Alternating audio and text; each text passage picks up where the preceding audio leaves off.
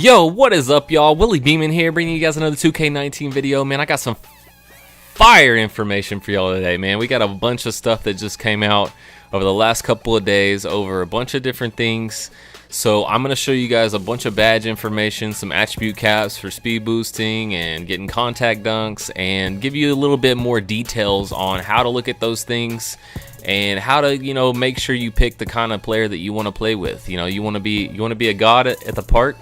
You want to be a god in Pro-Am, you want to play whatever thing you want to play, whatever badges you want, whatever player you want to make. This video is going to help you a lot.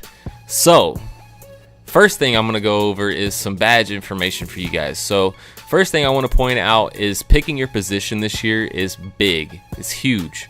So, first thing I'm showing you guys is just screenshots from, the actual game showing that the difference between two different positions, even if they're the same exact archetype, gives you different badges.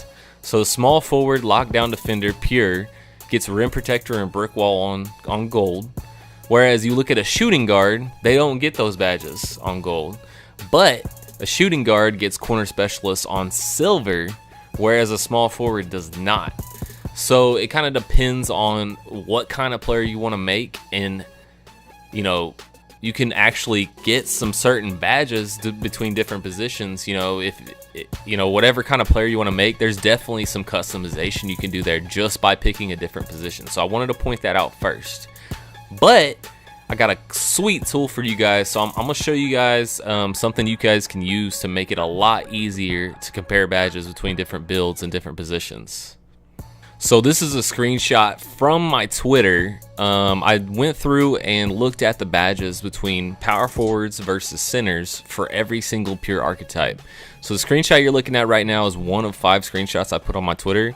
And this just shows you the difference between a power forward and a center pure stretch. So you can see you get a lot more badges just between a power forward and a center.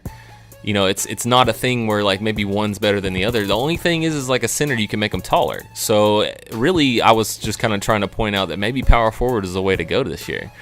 And this screenshot is courtesy of 2K Lab.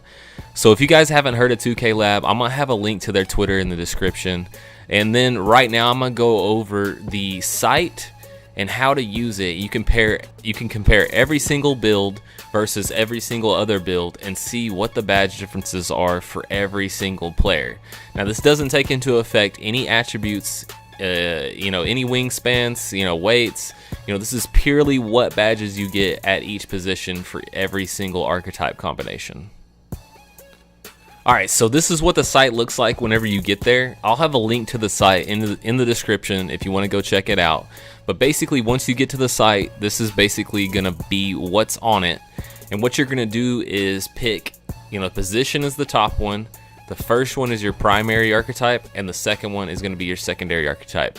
So essentially, you can input what 2 positions you want to compare, and then the 2 different archetypes you want to compare. And then what you do is you click that update badges button, and it'll show you all the badges for those archetypes. So every time you change it, just click the update badges and it'll give you all the information.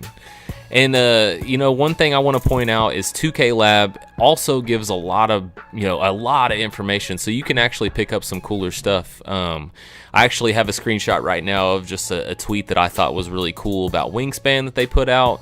That they're really cool guys, and they've been doing a lot of cool stuff for 2K or with 2K information for a really long time. So I definitely encourage you guys to go follow them if you want to just kind of know some random ass information that'll probably help you out with either picking a build or even just how to do wingspan, how to do weight.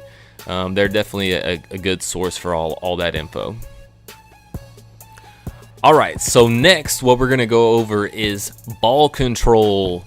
So ball control, for all you guys that want to get a speed boosting build, there's actually been a leak or drop. I guess it's not a leak, but it came from Zach Timmerman. I'll have a link to his Twitter in the description too. He's a producer for 2K, and he dropped a chart this year for how to get your ball control so you can get the the tier 1, tier 2 dribble moves, basically the speed boosting builds, So as you can see here, passing and ball handling is going to be key, for a lot of these builds. There's some other builds combinations, shot creating, 3-point shooting, that's an interesting one.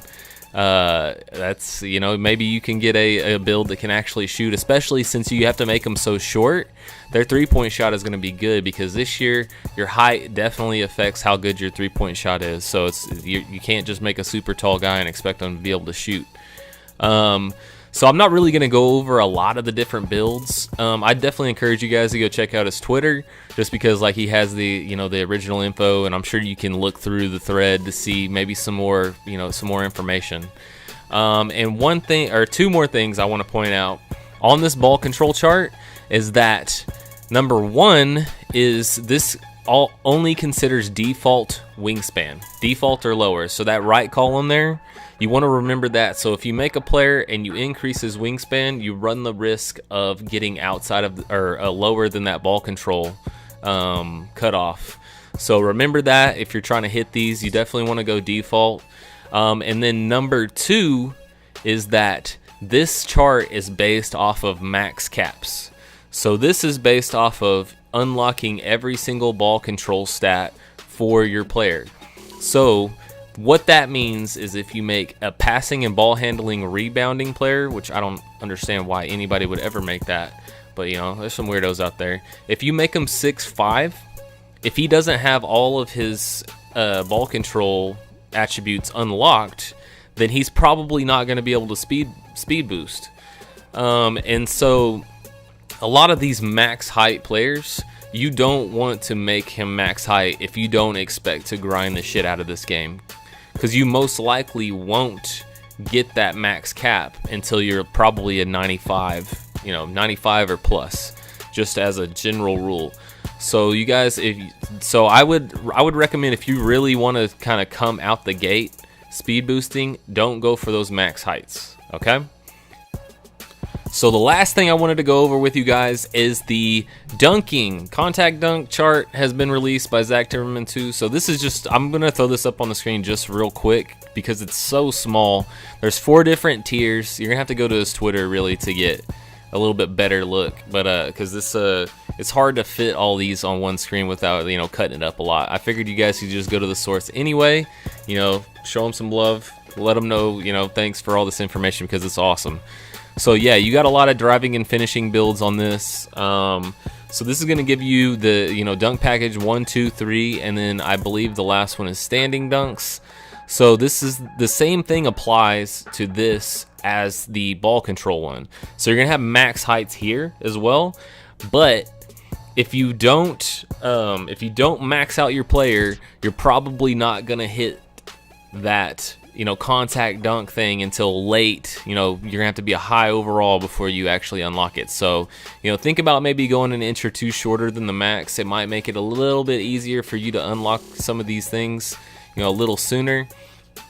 And this one right here, wingspan, you're good to go. You can pick pretty much any wingspan you want. It's not gonna affect your contact dunks, but you do need to look at your weight. So all of this is default weight.